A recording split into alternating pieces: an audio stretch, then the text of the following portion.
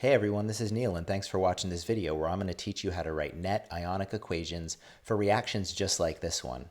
I'm going to walk you through it step by step and we'll discuss predicting precipitates, we'll take a look at spectator ions, and of course I'll give you a general strategy you can use to solve these problems moving forward. Stick around to the end to do some practice problems to make sure you fully comprehend this topic. What's up, everybody? Welcome to Neil's not so boring world of chemistry.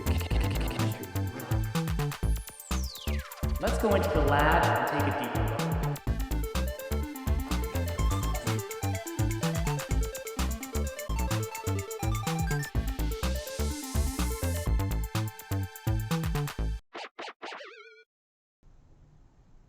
Okay, let's learn how to write a net ionic equation.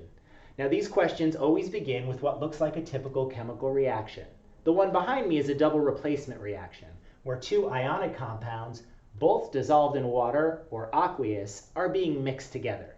And this is the most common type of reaction where we're going to be asked to write a net ionic equation.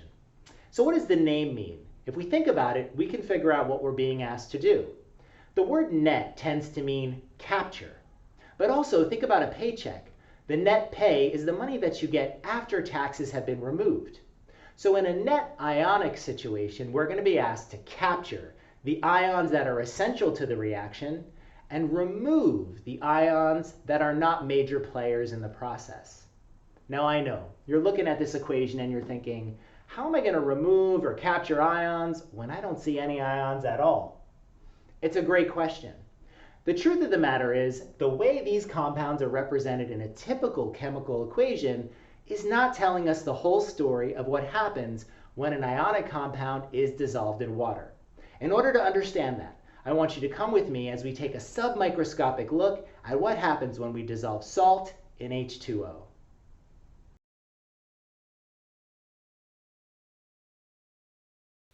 Okay, so why do we need to write ionic compounds as separate ions when solving this type of problem? Here you'll see that there's an ionic compound, or a salt, that's about to be mixed with this beaker of water. Now once they're mixed together, remember we're going to refer to this as an aqueous substance, also known as a solution. Let's take a closer look at their internal structure to better understand why the ionic compound separates. You'll recall that an ionic compound forms a crystal lattice, which is a series of positive and negatively charged ions. Below that, you'll see we have a series of water molecules, and as usual, they're connected by hydrogen bonds. It's also of note that the water molecules are each very polar with a positive and negatively charged region. So when these two substances interact in this beaker, what's actually going to happen is the water molecules are going to pull the ions out of the crystal lattice. You can see in this image here that one water molecule has its negative end pointed towards a positive ion, and the lower water molecule has the positive end of its dipole pointed towards a negative ion. Now these interactions are known as ion-dipole attractions. And so essentially the reason why we have to write ionic compounds as separate ions is because most of the time when you put a salt in water, the polarity of the water molecules is able to pull the individual ions out of the crystal lattice, and this is why they dissolve.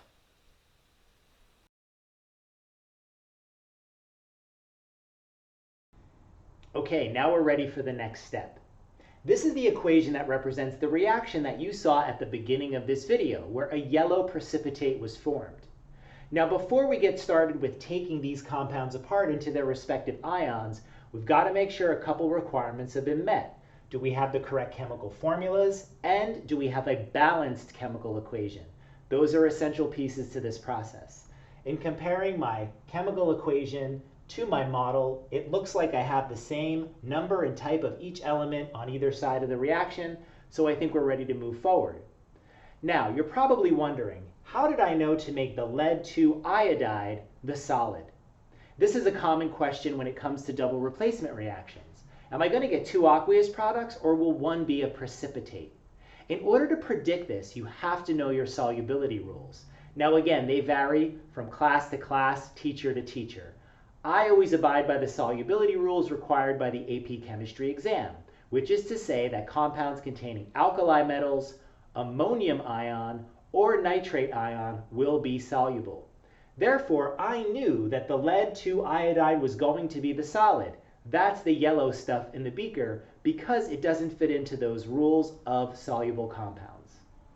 Okay, the next thing we're going to do is take everything with an AQ symbol after it and separate it into its respective ions, because as we just saw, that's what happens when you dissolve a salt in water. So let's do that now. Firstly, I'm going to take my lead 2 nitrate, and I'm going to separate that into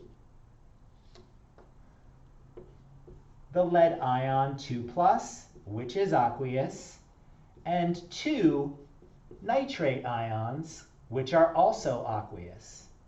And I've done that in the model as well. I'm breaking all this stuff apart.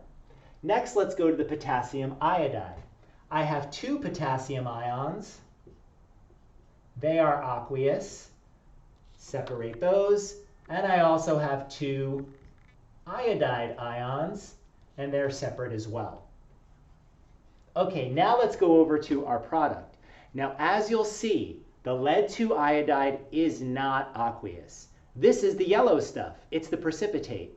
So that's exactly what didn't separate when it was put in water. It's not soluble. So are we going to separate the formula into ions? No. Anytime you have a solid, a liquid, or a gas as a product, you leave those chemical formulas intact. So I'm going to leave this just as it is, and I'm just going to rewrite the formula as it was originally written for the lead 2 iodide. Okay. That leaves one more thing, which is the potassium nitrate. Again, it's aqueous, so I'm going to separate it.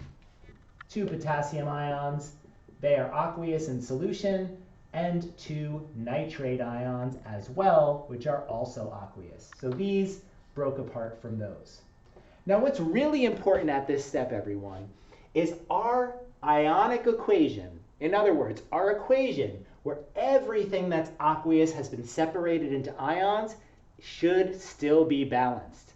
Let's double check.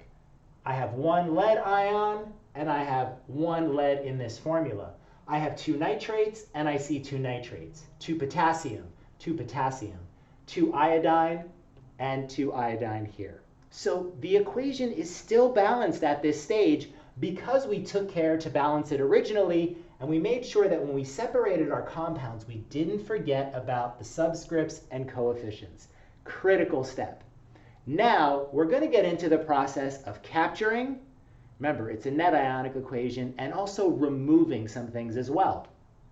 When I look at this equation, I notice that there are certain ions that appear to have not changed from the left to the right side of the arrow. Okay, for example, when I look at the lead ion, on the left side as a reactant, the lead was in the state of being an ion with a 2+ charge, and it's also aqueous. But when I compare that to the right side, I see that it has changed. It's no longer an ion, but instead it's bonded to this iodide in the form of this lead 2 iodide solid. So because the lead was active, it participated in this reaction, it changed from one side to the other, I'm going to leave it just as it is. Now you'll notice there are some other ions where nothing has changed from beginning to the end of this process. For example, let's take a look at the nitrate. On the left side, I have 2 nitrate ions floating around freely in solution. On the right side of the arrow, I have still 2 nitrate ions floating around freely in solution.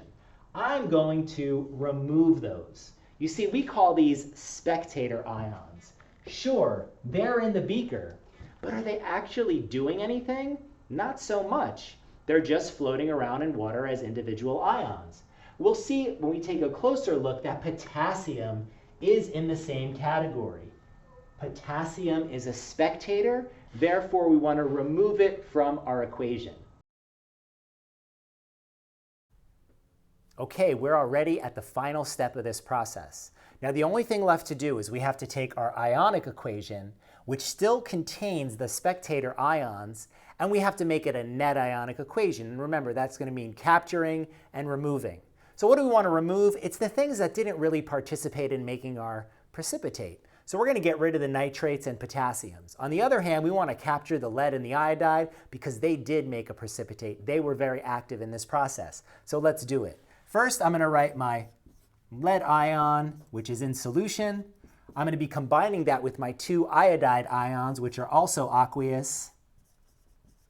And then we're going to write the formula of our product, which is the lead 2 iodide, and that was in the solid state. People, that's a net ionic equation. It's that easy. We're finished. Now I want to show you that you don't actually have to balance it at this step because it should be balanced. That's the benefit of starting with a balanced chemical equation in the beginning and being very careful that every time you make progress, you're keeping the number of each type of atom consistent. Now I hope you learned from this video, but there's only one way to know. We're going to go over some strategic tips, and then I'm going to give you an opportunity to test yourself.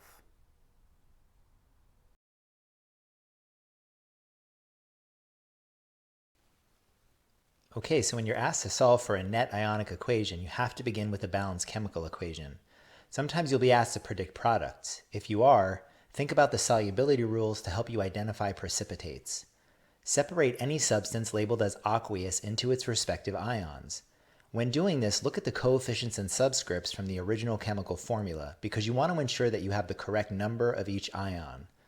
Do not separate solids, liquids, or gases. When you do this step, it's called an ionic equation. After you have this ionic equation, you're going to remove any ion that appears unchanged when you compare the reactant side to the product side. We call these spectator ions. Once the spectator ions have been removed, we rewrite the equation and call that the net ionic equation. It should still be balanced, but it never hurts to double check.